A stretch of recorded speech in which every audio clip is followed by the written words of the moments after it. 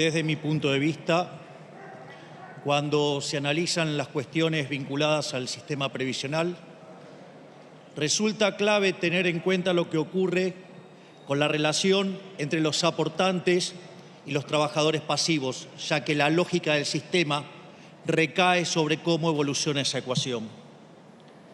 En primer lugar, tenemos que decir que los sistemas de reparto tienen un grave problema que derivan de la transición demográfica.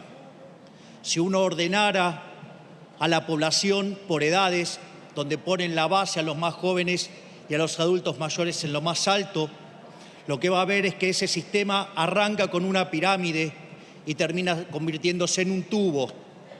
Y en esa situación lo que pasa es que la relación de dependencia en la economía se vuelve más alta, es decir, cada vez son más los trabajadores que se van retirando y que tienen que ser sostenidos por una menor cantidad de personas que trabajan. Es decir, que ya desde el punto de vista poblacional, los sistemas de reparto tienen un problema. Como si eso fuera poco, Argentina tiene otro problema más, que es el problema de una economía que no crece. Hoy el PBI argentino todavía está 1% debajo del que teníamos en el año 2011. Es decir, que Argentina tiene un PBI per cápita 13% inferior al que teníamos en el año 2011. No solo eso, sino que además esto se manifiesta en baja productividad, en bajos salarios, que sumado a las brutales regulaciones que tenemos en el mercado laboral, hace que el mercado laboral argentino sea muy chico. Y mientras que la cantidad de empleo asalariado en el sector formal sigue clavado en torno a los 6 millones de personas, hoy el mercado informal está cerca de las 8 millones de personas. Es decir, hay más gente fuera del mercado formal que dentro del mercado informal. Es decir, eso también afecta negativamente a la lógica de los ingresos del sistema. Pero eso no es todo.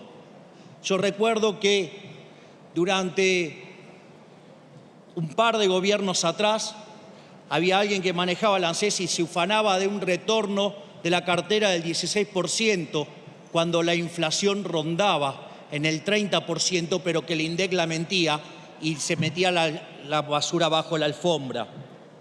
Pero no solo eso, sino que además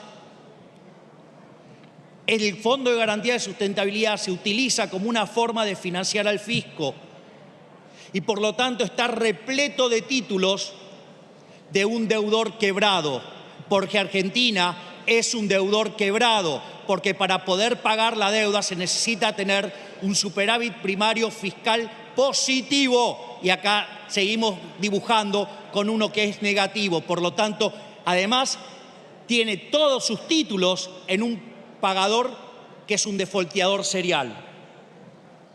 Por lo tanto, todo este descalabro, si además sumamos jubilados sin aporte, el sistema va a seguir generando mayor déficit fiscal.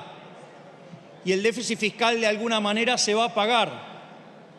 Una forma es con deuda, pero la deuda son impuestos futuros, es decir, es castigar a las generaciones futuras, es decir, castigar a generaciones que no votan, generaciones que son niños o que ni siquiera han nacido. La otra alternativa es seguir aumentando la presión fiscal, de modo tal que Argentina cada vez va a crecer menos, cada vez vamos a ser más miserables. O la otra alternativa es financiarlo con emisión monetaria y seguir rompiéndonos la cabeza con la inflación, donde no solo por la distorsión que genera en los precios termina destruyendo el crecimiento y castigando la acumulación de capital y la productividad y los salarios de los trabajadores, sino que además es un impuesto altamente regresivo que pega más fuerte sobre los más vulnerables. Por lo tanto, desde el punto de vista de la macroeconomía intertemporal, este tipo de cosas constituyen un verdadero desastre.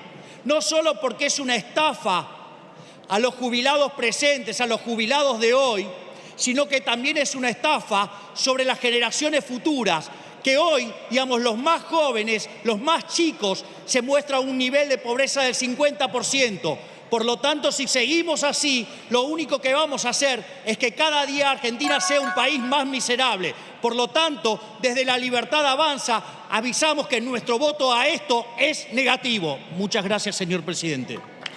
Gracias, diputado Milei.